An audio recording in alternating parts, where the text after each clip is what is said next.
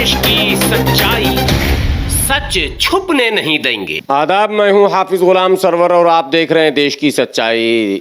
पहले इस्लाम पर और इस्लाम के बड़े उलमा पर यह इल्ज़ाम लगता था कि जिसको चाहें उस पर कुफ्र का फतवा देकर उसे दायरे इस्लाम से बाहर कर दें, लेकिन अब ये प्रचलन कम हो गया है और अब एक नई शुरुआत इस देश में हुई है। नई शुरुआत ये हुई है कि और इसकी शुरुआत अचानक धर्म से नहीं हुई, इसकी शुरुआत राष्ट्रवाद से हुई। भारतीय जनता पार्टी नामक पार्टी जो कि इन दिनों सत्ता में है और कई राज्य में भी सत्ता में है केंद्र के साथ साथ, भारतीय जनता पार्टी शुरू के दिनों में राष्ट्रवाद को मुद्दा बनाती थी और जो भारतीय जनता पार्टी का समर्थक होता था उसे राष्ट्रवादी अर्थात भारत प्रेमी कहा जाता था और बाकी लोगों को राष्ट्र विरोधी या भारत का हित न चाहने वाला माना जाता था, या और शब्द आप इस्तेमाल करें तो टुकड़े टुकड़े गैंग भी कह सकते हैं भारतीय जनता पार्टी की जुबानी। लेकिन एक नया प्रचलन शुरू हुआ है और नया प्रचलन ये शुरू हुआ है कि अब यदि आपको हिंदू होना है तो इसके लिए भी आपको पंजीयन कराना होगा, और पंजीयन किसी सरकारी महकमे में नहीं, पंजीयन काशी, मथुरा और हरिद्वार में नहीं, पुरी के शंकराचार्य के यहाँ नहीं और कांची में नहीं, बल्कि पंजीयन कराने के लिए किसी धर्म गुरु के पास जाने के बजाय आपको भारतीय जनता पार्टी के मुख्यालय, जी हाँ, पंडित दीनदयाल मार्ग, नई दिल्ली जाना जरूरी हो गया। जी हाँ, आप चाहे कितने बड़े नेता हों, आप राज्य के मुख्यमंत्री क्यों ना हों, लेकिन यदि आपका सीधा सीधा लगाव पंडित दीनदयाल उपाध्याय मार्ग, नई दिल्ली अर्थात भारतीय जनता पार्टी के प्रधान कार्यालय, मुख्य कार्यालय से नहीं है तो आप हिंदू नहीं हैं। और इसका उदाहरण भी आप देख सकते हैं कि पश्चिम बंगाल की मुख्यमंत्री जो कि स्वयं ब्राह्मण हैं, सुश्री ममता बनर्जी को केवल इसलिए मुमताज बानो तक कह दिया गया और आम नेताओं के द्वारा नहीं कहा गया, बल्कि भारत के प्रधानमंत्री माननीय नरेंद्र मोदी जी के द्वारा मंचों से कहा गया कि मुमताज बानो हैं ये केवल इसलिए कि ममता बनर्जी का संबंध भारतीय जनता पार्टी के प्रधान कार्यालय से नहीं है और वो पंजीकरण वहां नहीं करा सकी, इसलिए रजिस्ट्रेशन यदि आपका भाजपा कार्यालय में नहीं है तो आप हिंदू नहीं हैं।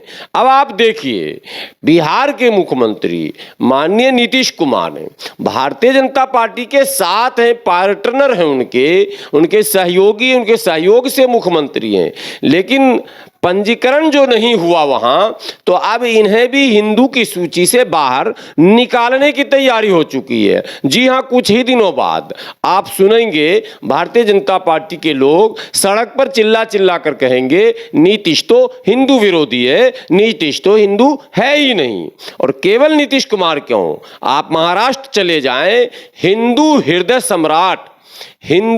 सम्राट कहे जाने वाले स्वर्गीय बाला साहब ठाकरे के पुत्र उद्धव ठाकरे महाराष्ट्र के मुख्यमंत्री हैं, किसी समय में भारतीय जनता पार्टी के सहयोगी थे, तब तो उनका पंजीयन वहां हुआ था और तब वो हिंदू थे, लेकिन अचानक समय अवधि समाप्त होने के बाद दोबारा जो रिन्यू नहीं हो सका, नवीनीकरण जो नहीं हो सका पंजीकरण का भारतीय जनता पार्टी के कार्यालय में, तो उन्हें हिंदू धर्म से बाहर का रास्ता दिखा दिया गया है और एक नए नवेले हिंदू को मार्केट में लाया गया है और उनका नाम है राज ठाकरे। अब राज ठाकरे को भारतीय जनता पार्टी ने कई पेज का सर्टिफिकेट दे दिया है कि महाराष्ट्र में अब केवल और केवल तुम ही हिंदू हो और हिंदू धर्म को बचाने की पूरी जिम्मेदारी सिर्फ तुम पर है। सो औरंगाबाद को संभाजी नगर बनाओ और कई शहरों के और नाम बदल दो और मैंने तुम्हारा नाम बदल दिया, तुम अब हिंदू हो चुके हो, अब तुम्हारी ये जिम्मेदारी है कि तुम उपद्रव मचाओ। अच्छा हाँ, हिंदू धर्म में कहीं उपद्रव है? नहीं है। किसी धर्मगुरु से आप पूछेंगे तो हिंदू धर्म शांति का, सद्भाव का, प्यार का, प्रेम का संगम माना जाएगा बकौल धर्मगुरु के। लेकिन अब धर्मगुरु का तो कोई पावर ही नहीं बचा। भारत में तो हिंदू होने के लिए भारतीय जनता पार्टी का होना अनिवार्य हो चुका।